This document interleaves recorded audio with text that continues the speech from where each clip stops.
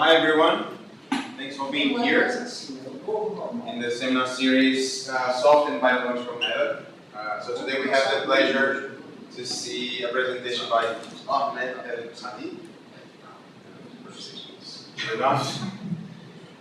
He did his PhD at the Max Planck Institute for Dynamics and Self-Organization, and then a postdoc in Princeton at the Neuroscience Institute. He works with neuroscience, imaging physiology, and behavior remodeling. And today he's going to talk about mechanistic theory of social foraging. Thank you. Great. So first let me try my Portuguese a bit. So, obrigado pela oportunidade da palestra hoje. I hope next time I can have it in Portuguese because I'm Portuguese. Cool. So today I'm visiting from Germany, Constance, where we study the behavior of all kinds of animals, and we also do modeling. But as Pablo said, I was partially trained as a neuroscientist, and in neuroscience, people insist in neuroscience, they usually try to study behavior in a very controlled manner to understand what type of cognitive mechanisms underlie behaviors. And usually, they either try to fix the animal or put them in an operant chamber where you have you train them in a very confined space. Usually, it's a trial-based structure. You keep training the animals till they are perfect at one second. But recently, there have been a lot of interest in really pushing the boundary of this type of experiments and to try to understand animals doing the ecological behaviors or the natural behavior as they unfold.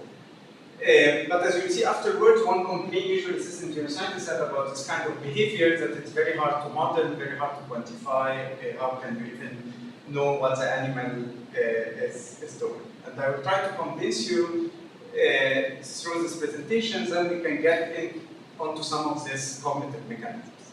And the behavior I'm very, I would say, addicted to is foraging. And if somebody has been to New York, those are the famous New York rats at the subway. They love to eat pizzas specifically, and they are continuously foraging for food. And rat was intimidated by me, so okay, can I pay attention to Ahmed, take a picture, or should I go back to the pizza? So that's a behavior that all animals do. It's a universal behavior. The animals have to sustain themselves, acquiring energy by searching for food. The advantage of foraging is that it happens over multiple spatiotemporal scales. So I can study foraging in a small box in the lab, but also it happens in the forests. It's on all kinds of scales and all kinds of environments, so it's pretty sensitive to the environmental structure. So animals were shown to be very good in bats, for example, they fly, they adapt to the foraging strategy to their environment. Rats in a subway, they didn't really evolve in a subway, but over time, they really adapted to this environment. And the thing that attracted me the most to it is, in behavioral ecology, there is a very long tradition of foraging theory, trying to do quantification to be able to predict animal behavior. In my research group, we take what I call an integrative approach to foraging. So let's just ignore the bats, but usually, let's say you have some animal, then usually an animal has their own private information, and they have their social information that they share with their constitutive, and then they take a movement decision powered resource that they want to consume. So you can study this problem on different levels. You can say, okay, what is the ecological fitness of a particular type of foraging, how it is adapted to the environment, how it's contribute to life expectancy or reproductive success. But you can go also deeper and ask, okay, what are the behavioral algorithms that implement a certain form of foraging? So how the animal use input from the environment, its experience, its own energetic state, signals from its own specific, and integrate all this information to do a foraging decision. And then you can, once you have insights into this behavioral algorithm, you can begin to talk about implementation either on neural or by computer. And today I'm going to focus on this aspect of behavioral algorithms. So I don't need to convince you that in order for me to think about foraging, I wanted to develop models as a thinking tools, and whenever I think of models, I remember Sisyphus. If you're pushing the stone up, but then you found that the model is wrong, and you repeat again. And the behavior today that I'm going to delve into is the patch leaving problem. And the patch leaving problem is that the animal goes into an environment that have patches of resources and enter into a patch, consume some resources, and then leave. And in this case, you ask, okay, what controls how much the animal stays inside the patch and to which next patch it will be. And the behavioral observables here is 3 important parameters. Is the patch residence time, how much time you stay in the patch, the travel time between the patches, and how much food you consume. In optimal foraging theory, there is a famous theory called the marginal value theorem. It goes back to the 70s, and it assumes that the animal, if the environment is patchy, so you can think about trees or bushes as patches, and it says that there is this rule of thumb that the animal will leave the patch when its current patch intake is equal to the average environmental intake. And usually in behavioral ecology papers, you find curves like this, time spent foraging in patch to the cumulative resource intake, you get this kind of curves to calculate the optimal time in patch. But the problem with such a theory is that it has very strong assumptions. It assumes that the animal basically knows everything about the environment, how much the rate of arrival of the food, and it assumes that the environmental statistics are basically stable. We basically know that this is definitely not true, but throughout the presentation, when I talk about marginal value theorem, I will use it as a guiding principle and measure for comparison, because it's such a powerful theory in behavioral ecology, so we cannot ignore it. And the other thing is marginal value theorem doesn't tell me, as I told you, we'd like to understand how does the animal cognitively make this decision. So if I say, okay, the animal behaves when its own intake equal to the average environmental intake, how did it do this? So it doesn't tell you any mechanistic insights. So I embarked on this endeavor to ask very basic mechanistic questions. First, how does the animal implement something like this marginal value theorem like rule? And how to account for uncertainty in the foraging process itself and in the foraging environment. How does the animal learn the structure of the environment to begin with? And of course, marginal value theorem doesn't tell me what happens if there is another animal, so can we extend such a model to the social world? And to answer these questions, published a series of studies that basically address each and every one of these questions. So this is just a summary of the whole talk at the end, is that the modeling approach that we took to answer the first question on how to implement marginal value theorem is an accumulator model.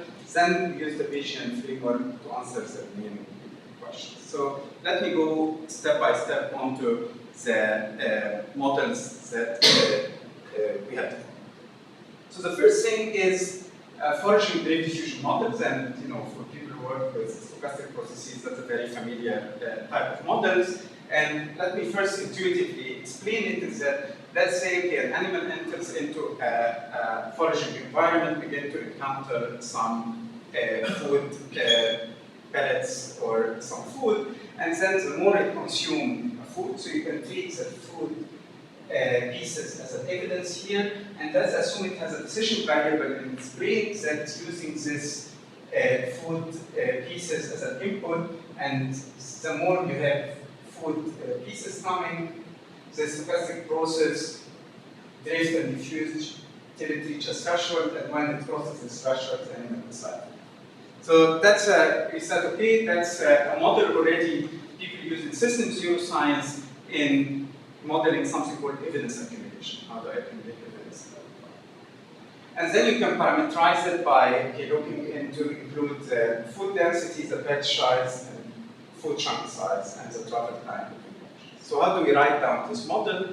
So there are two main equations here. Is the animal has to do two things. First, it has to track the available energy in the environment. So I just need to go towards parameters. So the first equation here, you have an estimate of the available energy. So you have a time scale for the update of this energy in the environment, and then you have some kind of the food intake, you have a metabolic host, and this is the first equation. The second one is what you assume, okay, what might happen in the brain of this animal is you have this x, which is your decision variable with some time constant, and then you have here your drift rate and some constant. Okay? So you leave the patch when this decision variable crosses a threshold of, then we will look at how we calculate the threshold in the next slide. But if you simulate these two equations, you get a very familiar plot for those who work with drift diffusion models, is that if you have your probability density beginning at 0 here is the beginning, which is the probability density of my decision variable, as it's receiving evidence, which here is the food pieces, the more it receives, the more you are pushing it toward the threshold. And yeah, it goes down, it's a noisy process, so depending on the amount of noise and the drift rate, it basically either reaches the threshold faster or slower. So this is like hard decision are slow, and easy decisions are fast. Are these equations coupled? Coupled, yes. It looks like equation 2, you can solve it by its own. Yes, yes. You solve 2 and then... So we have 2 just to because that's like, I would say this is a vanilla drift diffusion model that people say, okay, I only consider what's cognitively happening in the decision variable, but we wanted to include something about the environment. So this is done with real time? So this is No, that's just simulations. But you can get this if you, I mentioned first I trained Red on decision-making tasks. You can train them on something called an evidence accumulation task to compare between, like, let's say I play sounds on both sides in terms of clicks, and then they go to the side that has a larger number of clicks. They solve this through an integration process, and then you can use similar models to simulate this. When you assume the animal is constantly hungry. What? The hunger of the animal is constant. It's a constant function. Yes, here is I am putting the constant just for analytical simplicity, but as you will see afterwards, we are expanding into, like, you can have satisficing, so if, and then you have saturation if the hunger level is stable. So, yes, I will not claim any realism. So, and then we can calculate this decision threshold in terms of the parameters of the patch. So it basically depends on the size of patch, and more importantly, from a diffusion point of view, is that it depends on the drift rate and the amount of energy in the environment. Okay, so is it? No. We can then say, yes, the animal might be adopting this evidence accumulation strategy, but when it's inside the patch, how is it estimating the amount of food? Is it counting the amount of food? Is it estimating some kind of density? And we found that if you vary this threshold in relation to the drift rate, you get 2 kinds of strategy. One that we call an decremental strategy, where we have the positive drift rate and positive threshold, or the decremental strategy where we have a negative drift rate and negative threshold. What does this mean? So let's visualize it. The decrement strategy means when I find food, it makes the agent more likely to stay in the patch. And then we can simulate it here. Again, that's simulation, no data here is that if I have a positive threshold, the more food I'm receiving, the more likely I stay in the patch till I leave. Okay. What is the decremental strategy? If I have a negative threshold, I'm just counting the amount of food till I leave the patch. Okay. So we have 2 strategies. Which one is which? So it turns out that every strategy is optimal under a certain structure of the environment. So if the amount of food per patch is unknown, the animal is more likely to adopt this increment-decrement strategy, which is basically a density estimation strategy. So let's say I don't know the amount of food inside the patch, the density of food inside the patch. So the more I consume the food, I say, okay, maybe if I stay more, so I'm more likely to stay, I will be able to estimate how much food is there and then give it. And from how can we detect this in an experiment, you can, if you say the more you increase the patch food density, you increase the patch resistance. So the other strategy is the decremental strategy, which is a counting strategy, is optimal when I know exactly how much food there is. So I just need to count. So I enter, I know that there is, for example, here 7 food pellets, I count them, and then I can. Okay.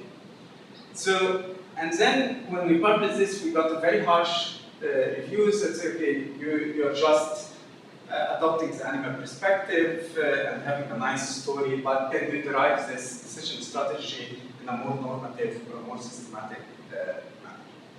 And here we begin to delve into a Bayesian approach to patch foraging, and definitely for this audience, I don't need to know to say what a Bayesian statistical learning is that the animal will accumulate statistical evidence about the patch or environmental quality to be able to estimate some kind of an underlying parameter. And in behavioral ecology, there have been a lot of reports about animals learning to forage like Bayesians, or they're capable of Bayesian updating, but these models were not really systematic, and it's very hard to relate to that afterwards, as I will show. So what does it mean that I map patch foraging problem as a statistical inference problem? So let's imagine what kind of problems an animal in terms of foraging have to solve. So there is first something called the habitat choice problem, which is, okay, I have big forests and the animal needs to be in its own habitat, which is something big. And you can approximate this by a non-depleting patch. It's depleting, but on a very, very long time scale. That's the first problem we need to solve. And once I choose a habitat, then I have the trees and then do something similar to what I have explained before, this patch exploitation problem. And what I mean by statistical inference problem is that, let's say the environment has some kind of an underlying reward rate. The animal will move within the patch, and as it encounters food, it updates its own belief in order to construct some kind of posterior probability, which is observable. Okay. So, and you can write this in terms of Bayes rule, where you have this KT is the number of food encounters. So the more you encounter the food, the more you are able to construct more faithfully your posterior probability, and you have a prior distribution of yield rates over the environment that we will see afterwards. What we assume a flat prior country, also you can assume reference prior over the environment. And then if you look at the maximum likelihood estimation of this posterior probability over a long time, it approximates the underlying through reward rate. So let's see what kind of strategies we can get in this different context. So if you have this habitat seduction problem, we said, okay, the habitat seduction is some kind of a non-depleting patch, because I can have a patch that doesn't deplete, so the amount of food is not decreasing, or I can have a depleting patch. So let's say I have 3 non-depleting patches of different richness, and very rich, medium, and low. So what is the optimal strategies that the animal should adopt? Yeah, one can think, I need to keep searching among them, but then once I'm very sure that I am in the richest one, I just stay there indefinitely. So we hypothesize that this strategy in this habitat selection problem might be to minimize the high quality patch. Okay, is this true in the models? Let's see. So I will go through the simplest case, and when we have two, so we have a binary environment. We solve it for ternary and more. But let's say you have ones that have, it's a binary environment that have a high, there is a habitat with a high reward rate and one with a reward rate, and everyone has a certain probability. Then you can write the stochastic differential equation for the belief, which is y is your belief over time. You have an expression for the food encounters, and you have an expression for the lack of food So you have the food encounter that's updating my beliefs, and then I have the food that I've already consumed as I'm sampling problems. So graphically, how do you represent this? So let's say I begin in my Y here is updating my belief. I begin here in the high. I switch to the low.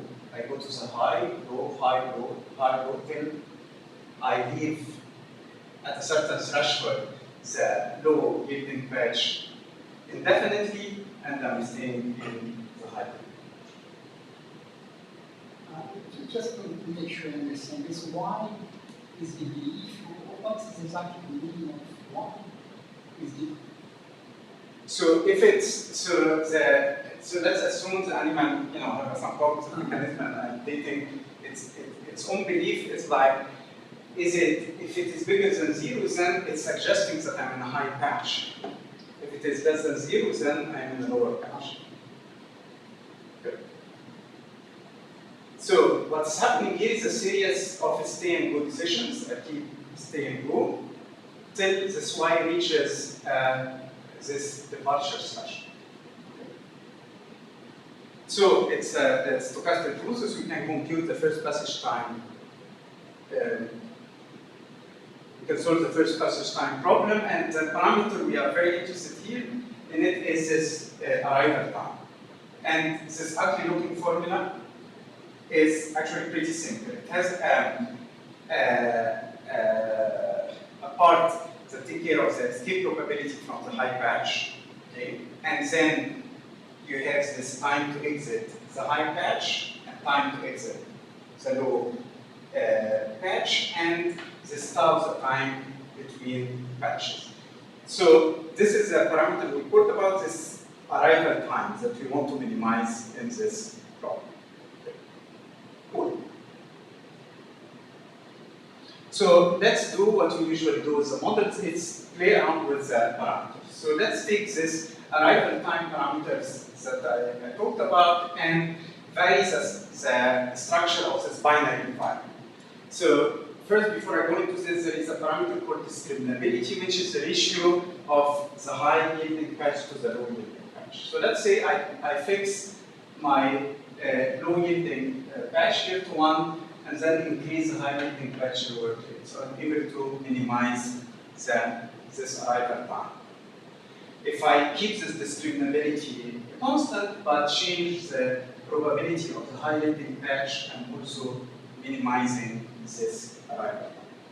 The nice thing about this kind of models is that you can infer a parameter that is not really observable from the data, which is this departure threshold, this optimal departure threshold. And it's, require a lot of just imagination when you think, okay, there is a cognitive process happening in the brain of this agent of the animal as it's accumulating evidence inside the patch and to cross the threshold. And the threshold, as we expect, decrease with discriminability because you have the evidence is accumulated much more quickly. Yes? So you are not considering any sort of movement pattern between the patches? This is time. So there is no space. So I am in one patch, I jump into space. So I will show the space. I am telling my philosophy in constructing the models, it's just because of that's a physics thing. I wanted to maintain analytical tractability, but I will tell you where do we lose things and so I just here said, time, no space, there's a jump. So there's some organisms like bacteria that have the same issue, but they don't have a brain. Do you predict that they? So there is no, exactly. So I am here, this theory you can apply it to cell migration. So I have a collaborator in Geneva. You can say, not a brain, but you say that, for example, you have a receptor that's accumulating evidence, so you can apply to bacteria, but bacteria is, as I will show you the extension afterwards, is a continuous foraging, because it's like the infotaxis problem. So you have a gradient, you have not patches, you have some kind of a gradient, but that's a... Are you going to compare with data at some point, or are you just going to give us models? Yes. I changed the talk to be more models because of where I'm presenting. So cool. So and I will tell you why I did it. So first for me, the idea was to propose like what strategies the animal would use in very constrained situation, and then begin to expand. So here, what the animal is doing in this habitat selection problem is basically computing the log likelihood ratio of high and low over time. What happens then if there is a depleting environment? So in this case, you have instead of a non-depleting patch, you have a depleting patch. So what would be the strategy here? So let's think about it. The animal will keep sampling and then will transition between the patches, but over time it will tend to stay more in the patches that have higher work. It will not over time stay just forever in the high. And if there is no uncertainty if the animal knows the yield rate of the patch, we basically recapitulate the marginal values. But if there is uncertainty, then we deviate from the marginal values. So let's get into the next. So here the animal is not really trying to minimize the time. Here it's optimizing. Here the belief equation is different. It's trying to optimize the long-term reward rate. So here we are back into the more marginal value theorem-like ideas, which is that the animal is trying to optimize the long-term reward rate. And as I mentioned, you can have two types of scenarios, either a depletion-dominated regime or an uncertainty-dominated regime. And we'll see what does this mean. So if I have no uncertainty in the environment, and I have in a binary environment, the animal will be recapitulating the marginal value theorem. So I will leave when my own reward rate is basically equal to the environmental reward.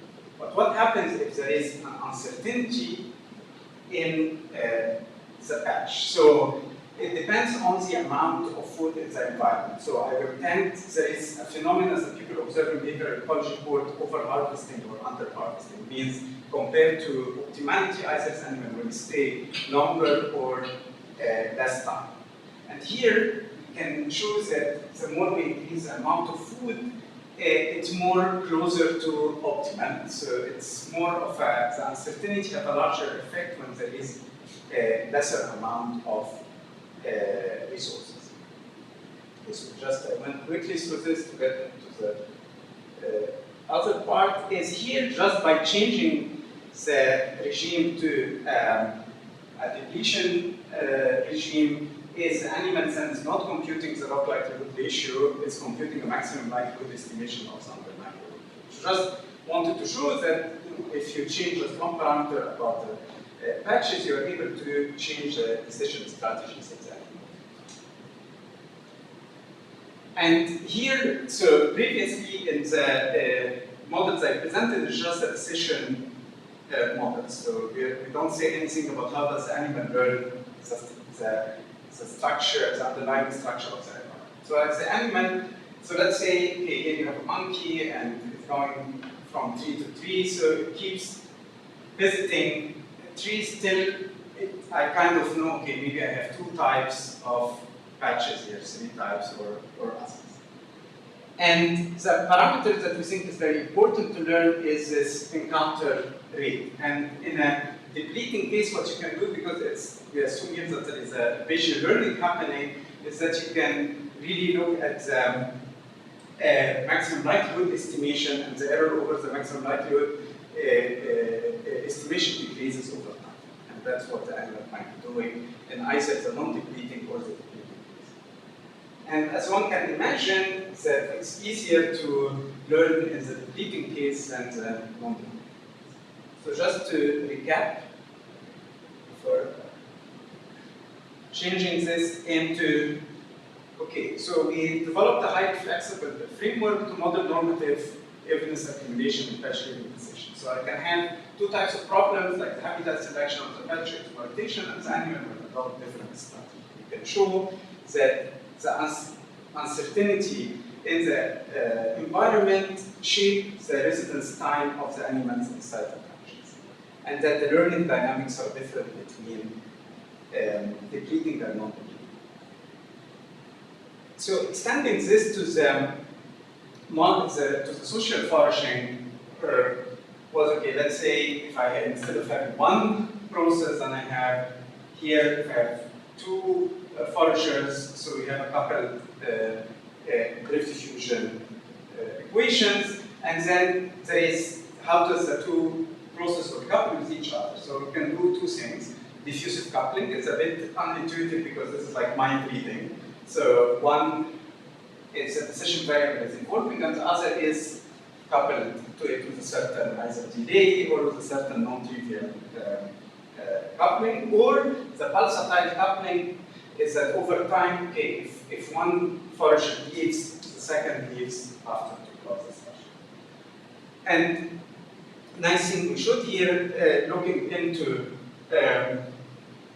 what the benefit of the either diffusive or pulsatile social coupling is that you are able to increase the reward rate. So you are able to estimate the underlying reward rate of the patches faster. And interesting, and we're still investigating this, is that pulsatile coupling is definitely much better than the diffusive coupling. Okay, so before I go on what do we do with these models in terms of data, I just tell you some of the extension and process. That's a very good. My scribbles on what problems to solve in foraging is that we have now estimate like some kind of an approximate function, cost function for the metabolic cost in terms of glucose, including spatial dynamics in a more systematic manner between the patches. What happens if I have a certain geometry? So there is already an extension with RL, with deep reinforcement learning, that they took my evidence accumulation model, they put it in the deep RL relations, and then you can extend it to a very complicated spatial configurations. But the problem I have with this is that then you don't know what's happening. Once you simulate these very large agents, you don't know what's happening. Continuous environments, okay, large social groups and social groups. So slowly, with my postdoc, I'm working on this problem. So what do we do with this model? You just mentioned an advantage for the collective situation. Yes. So this is not mappable onto a single forager with a different parameter? No, it's not mappable. Unless you really come up with something Different dynamics. very different. So what do we do with this model? So let's say we go to the fields. This is data from the group of Microfert and the mathematics of animal behavior. And here, this purple dots are detected trees, and then this white trajectories are the GPS tracking of this palm set, not palm set, that's a Buchin monkey. Yes, single individual, but you can track, I didn't want to overlay, but you can track many of them, and that's when we begin to experiment with these models, where we have here around 12 different individuals, we have all the trajectories, and then you can say, okay, how can we show, first, you can get a couple of important parameters, model-free parameters, depend on your dominance, rank, and subordinate, and your place in the hierarchy, your food consumption is different. And then you can reconstruct this social network by looking at the grooming and the vocalization, so you can see not only how they interact, but some of the directionality of this interaction. But then what we try to do here is we build a social foraging model. We first did a model identifiability for some of the parameters, the decision threshold, the noise amplitude, and the coupling. And we found that already at 100 trials, we are able to recover our parameters. One problem with these models is, okay, how can I be, how many observations do I need in order to be able to recover my latent variables from the model.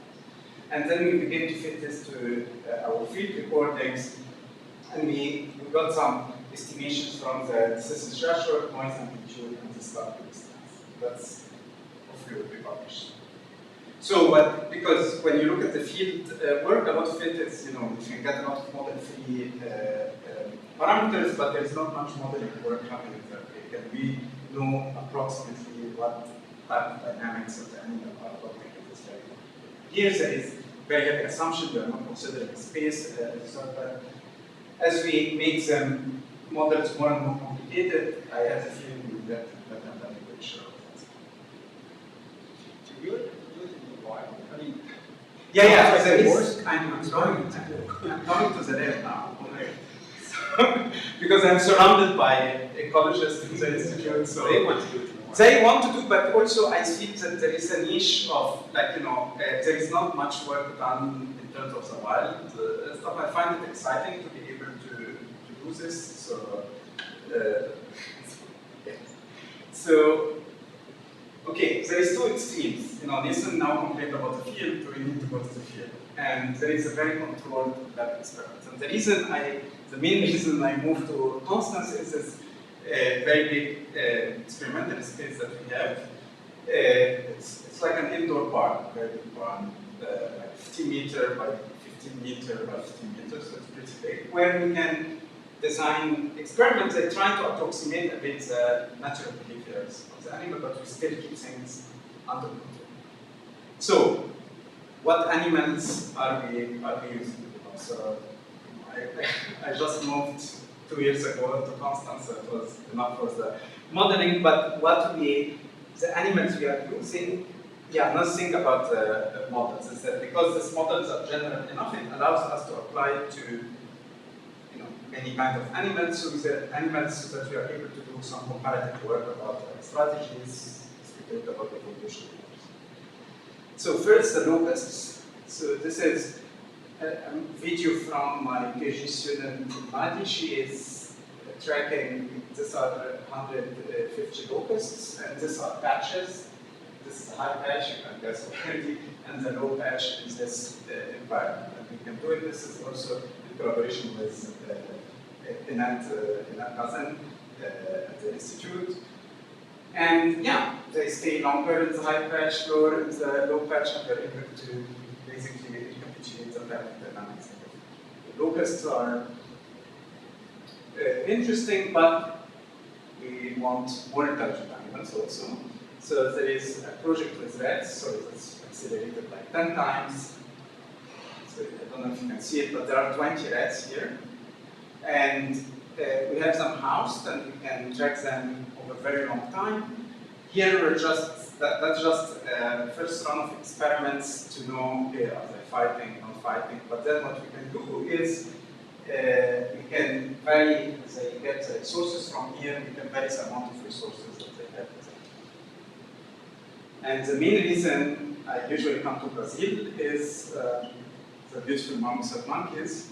So this is the experiments I do in Natal, where this is one experiment where we have two marmosets, and in the environment also we have two patches, and then we can track them for a long time. Then we're also doing field work, but I wanted to begin with lab experiments. I'm doing it in Natal because it's almost impossible to do it in Germany to experiment with monkeys. So this is this blue and green is tracking that we are doing. So in order to reach to the modeling stage, you have to solve a lot of problems, the tracking, and stuff like this, even in such a reduced amount. So because if you have 2 hours, for example, this month, so they don't have the video is that you need to make sure you keep the blue and the green all the time and not switch. Because you want to know, for example, let's say that this is A, consumed from patch 2 or patch 1, how much to be able to do the type of model. The last thing is, of course, human beings, and this is with GISA. This is a computer game of like 5 players looking trying to extract as much apples from a field. And then you can vary whether they see what others are doing or not see what others are doing. So you can invite me again next year where I have more fits for these models. And the whole idea is to show that you can apply a similar flavor of model. Of course, the models will not be the same. You will have to include some space, change things, but it's just give us some hypothesis generating mechanism for what the animals might be doing under different foraging conditions. So the acknowledgements, and for instance, Carlos and Nassif and Bill that I worked with them, a lot of the modeling work I'm doing in collaboration with Zach Patrick and Lee at Seawater, Daniel in Natal, and Ian and others in the Mars magnitude. Just the last slide. We had a constant school of collective behavior. We had one student from here attending last year, Benjamin, and you can ask him. He enjoyed it very much. So please apply. It's very first. So good. Thank you very much.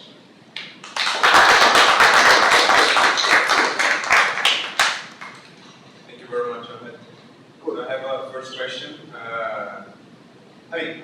Out of curiosity, is Gandhi Viswanathan participating in this? Because he's in Natal, right? Who? Gandhi Viswanathan.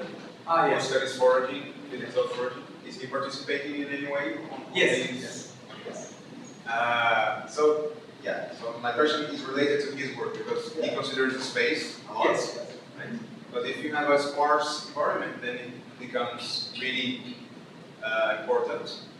Space because the diversity of times in between patches is really different. And also, for instance, chemotaxis, if you, or a generalization of what would be chemotaxis, in the sense that you can smell patches that are bigger more easily. Right. Is this something that you have been thinking about? Yeah, there is only, I have finite time for now, it's just two extensions I'm considering, the continuous foraging extension. So if I have a certain gradient, so I'm just solving now the simple problem of an animal moving on a circle and then on a torus, whether we can, basically solve this whole problem. Whether they use local information, whether you can infer are they using local information of this gradient or not.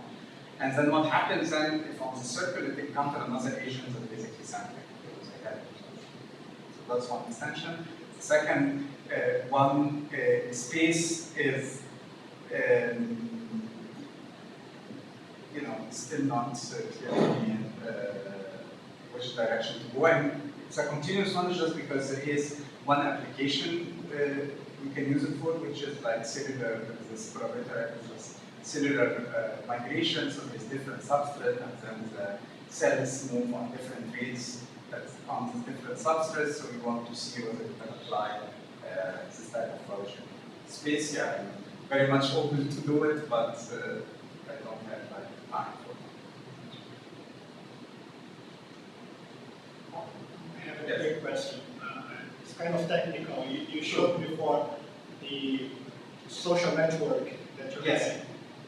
And I assume you create links when two animals are closer, Yes. closer in the ranges that you define or something like that. And how do you define the arrows? How do you draw the arrows? So the arrows is a vocalization because we acoustically record from them, so you can detect who is talking. Try again. Who is talking to whom? So, because they have a microphone attached to their I neck. see. So they are sending vocalizations. So that's a way of doing it. Because in Capuchin, the vocalization is a signifier of mountains. Okay. We can put this out. Yes.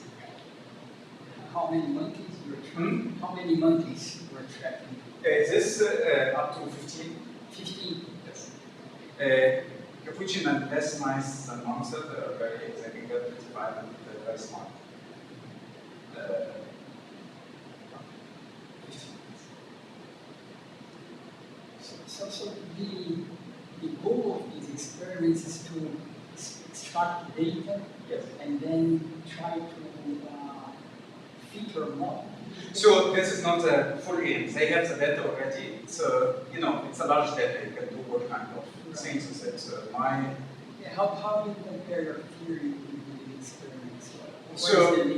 So here in the field, data is like, you know, okay, we have this model, we're able to fit this model and infer and, you know, get some good or bad estimation of this underlying data variables. The experiments, you have more control, so I can say, okay, like let's look at the experiment at a high patch and low patch, so I kind of, you know, can directly test them. The field, as Nathan alluded to, is a bit out of control, but and then we definitely need to consider space. As I doing daily flights, or is there something? From this data you have, can you tell whether your theory is good or not? I think about models as giving me intuitions. Whether it's right or wrong, I don't know. It's always wrong, but it's just giving me intuition to think about the problem. So I'm not trying to really fit.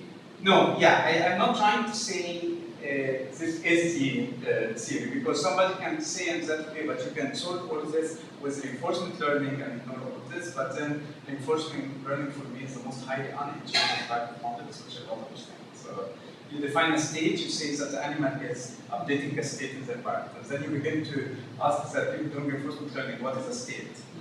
And they never got an answer. So you can map this definitely into a mix of model free and model-based reinforcement learning. And some people have extended my models to this, but then it's very hard to say, okay, if you do recordings, either physiological or neural, not to. But the space is open, so that is there you can, you know, compare models. I just also the other thing is that I like stochastic processes, and that's driven a lot of the bias stuff. So in your social foraging behavior, do you see any sort of alien effect in the sense that, so if you have a lot of individuals, that's not good because they are going to compete. Yes. Right? And if you have too few individuals, then this might not be good as well because they do not cooperate. That's a bit of a wrong intuition in my opinion. I think it's a species dependent. The monks that could not beat each other. You have these two monks that they never beat each other.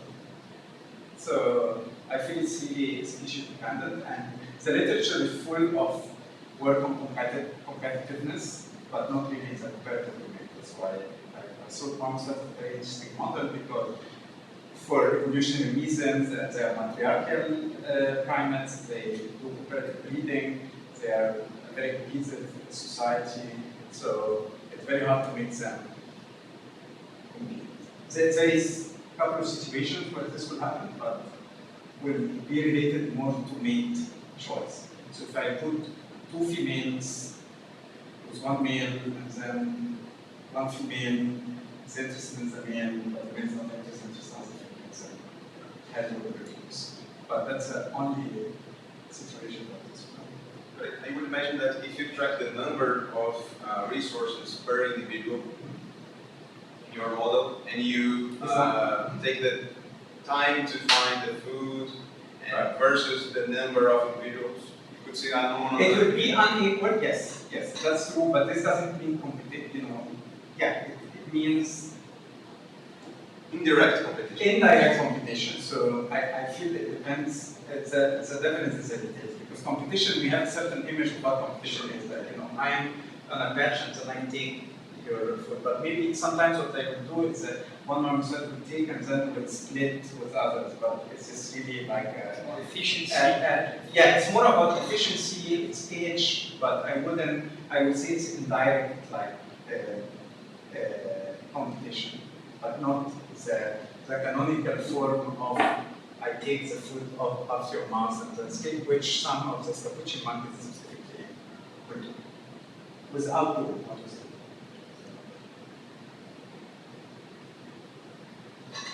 Very nice. More questions? So let's thank Ahmed again. Great, thank you. We can go for lunch. Start training. It's fine. Anyway. Yeah, we like to discuss space. Yeah.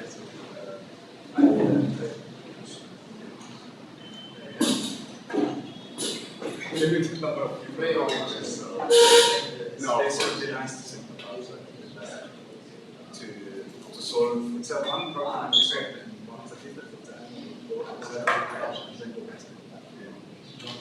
yeah, I discussed it with Benjamin. Yeah, I discussed it with Benjamin.